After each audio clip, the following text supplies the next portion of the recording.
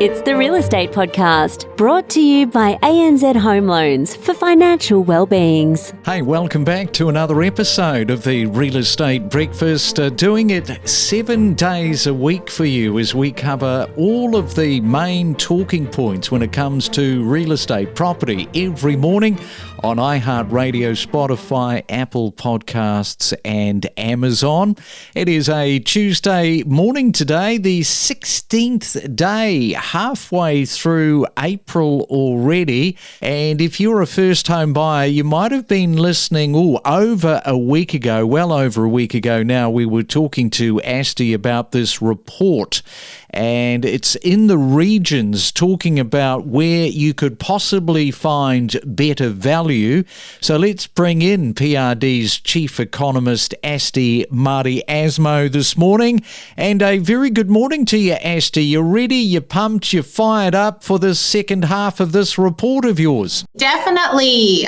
Love talking about the regional areas. Yeah, well, let's move this time into Tamworth. Now, that is a city northeast of New South Wales known for, of course, the annual Tamworth Country Music Festival. You'd like your country music, wouldn't you? I love country music. Blake Shelton is one of my favorite artists, and we all know that Beyonce have decided to put out a country song and a country album now. So I think country music is starting to really gain popularity. Boy, that's a real crossover for her, isn't it? Definitely is. You should see all of the different country line dancing that people have come up for her latest single. Oh, right. Yeah, I'll have to check that out. Now, I didn't realise that Tamworth, it is the largest and the main retail centre for the New England and Northwest Slopes region. So it is growing, isn't it? It definitely is. And that's what I love about this report is that it sheds light into all of these different amazing regional towns and regional areas that people don't think about.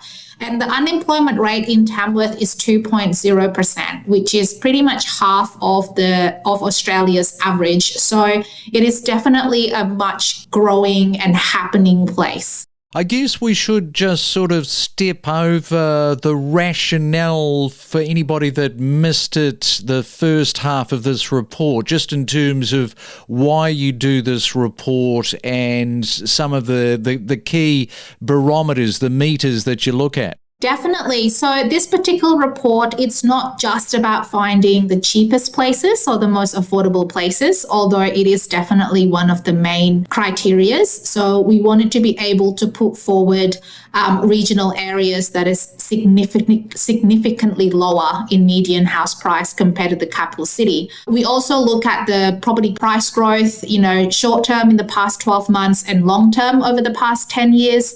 We look at how much does it differ in percentage to the capital city. We look at it from an investment perspective, so making sure that there's a high rental yield and a low vacancy rate. And then, of course, the project development that is planned for the area.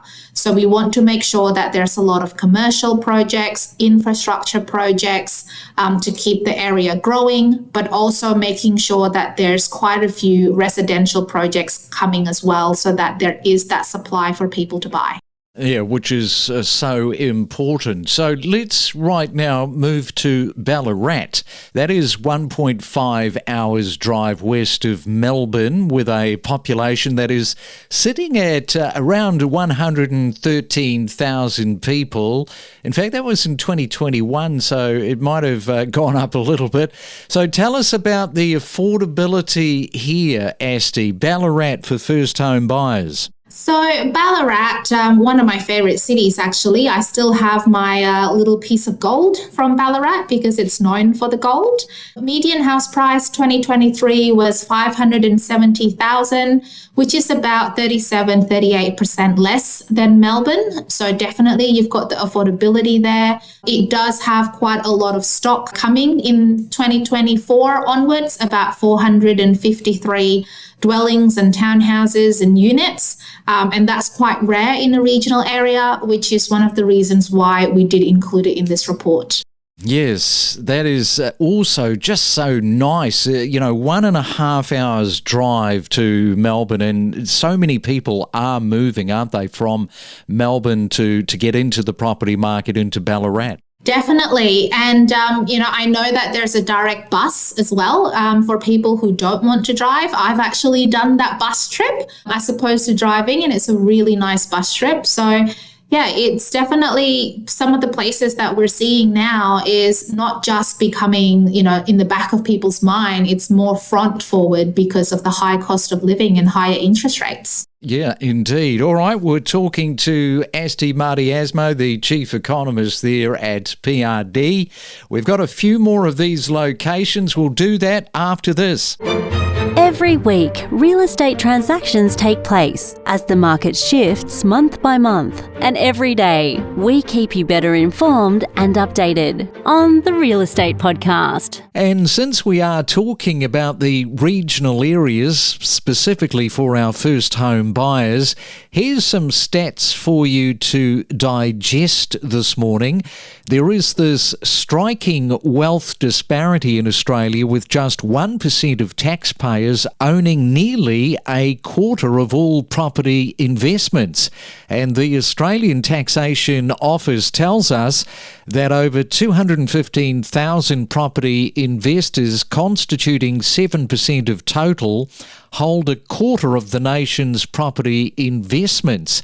And while nearly half of property investors have only one investment, only 15% of Australia's taxpayers are property investors.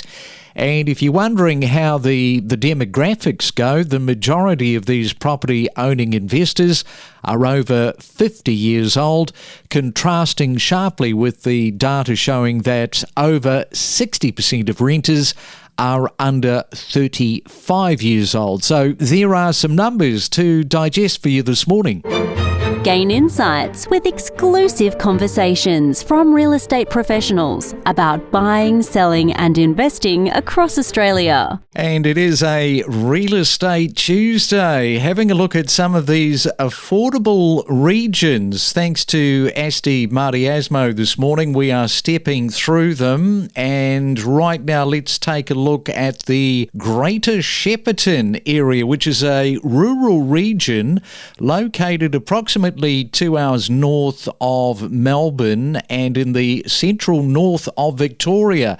And it is also referred to as the food bowl of Australia, Asti. Well, it is definitely a great place for foodies. I know that there's so many boutique sort of wineries and, lunch options and those sort of really great big long lunches kind of things happening in Greater Shepparton. So definitely if that's something that you are in for, like food, if you like it the way that I like it, then Shepparton might be an area for you. So in terms of first home buyers, it did make the list of affordability. So what else can you tell us about Greater Shepparton? So Shepparton median house price for 2023 was $475,000. And out of the three that we've nominated for Victoria, so that's between Ballarat, Shepparton and Wodonga, it is the most affordable in comparison to the others. So, and it is very comparable to Melbourne, about 47.7% less. So almost half price of Melbourne, which means that for anyone who can't afford the $909,000 tag price for Melbourne, Shepparton is a great alternative. Now, you mentioned Wodonga. Never been. Don't really know too much about Wodonga, but good morning if you are listening to us this morning. It is located in Victoria, bordering New South Wales and located on the southern side of the Murray River. It is around 320 k's away from Melbourne.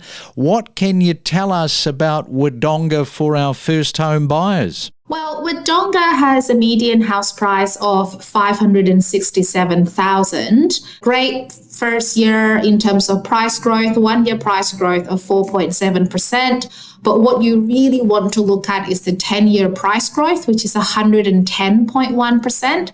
That's the highest 10-year price growth compared to Ballarat and Shepparton. And it also has the lowest vacancy rate of 0.2%. which is really close to zero. That means that if you are a first-time investor, then the chances of your property being rented is very, very high and very quick. And I guess from the point of view of a first home buyer, if they get their foot onto the ladder, it's probably worth sort of noting just how good the rent back is. Like, you know, you could go to an area where they just sit, rentals are not moving. And if you're getting, you know, into a property for the first time, and then you may want to mortgage against the equity that you've got in that first investment property and move somewhere else, it would be hopeless if that couldn't be rented out. Exactly. And that's why we wanted to make sure that any regional areas that we recommend has a lower vacancy rate compared to Melbourne, and also a higher rental yield. So Wodonga, for example, the house rental yield is 4.6%, which is much higher than the Melbourne Metro house rental yield of 3.0%. So you're getting in at a much lower price, about 38% lower than Melbourne, but you are getting a much better rental return. All right, so now I've talked about some of these areas that I have not heard of, but the next one I certainly have. Burnie in Tasmania. Now, this is a bustling port city in the northwest of Tasmania. It's got a population these days of over 20,000 people. In fact, I remember Burnie when you could almost count the people on one hand. Maybe that's not quite the case, but it was certainly a lot lower than 20,000 people.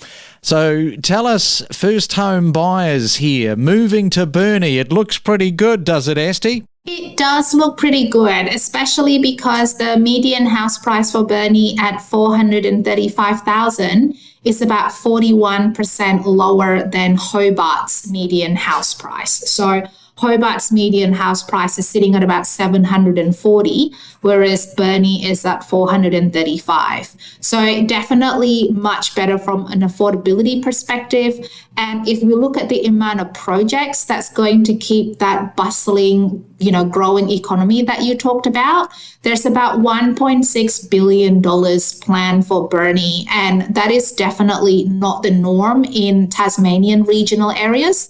So this will keep Burnie on the map and it will keep Burnie growing. Yeah, which are sort of key things that first home buyers look for, because you don't want to be moving to a town, a smaller regional area that, yes, you can get the price very low, but the economy is very flat, if not going backwards. Exactly. And, that's why we don't just look at getting the cheapest sort of places towards this report and to give that to listeners and to buyers, investors, to people. We do make sure that there is a high level of investment coming to the area so that the area already has a great economy. It already has a strong economy, and we're just making sure that it will stay that way. All right, so that kind of wraps up the second half of the report. Tamworth, Ballarat, the Greater Shepparton, Wodonga and Burnie.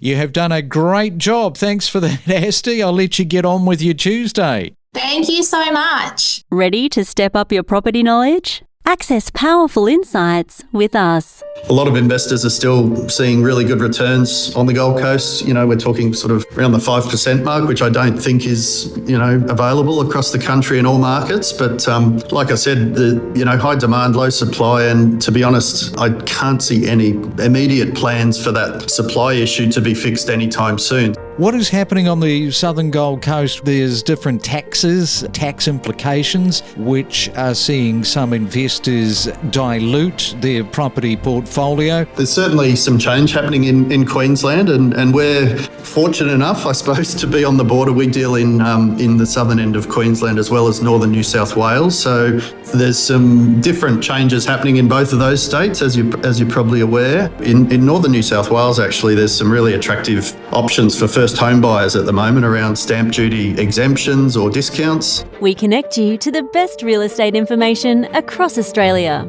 The Real Estate Podcast.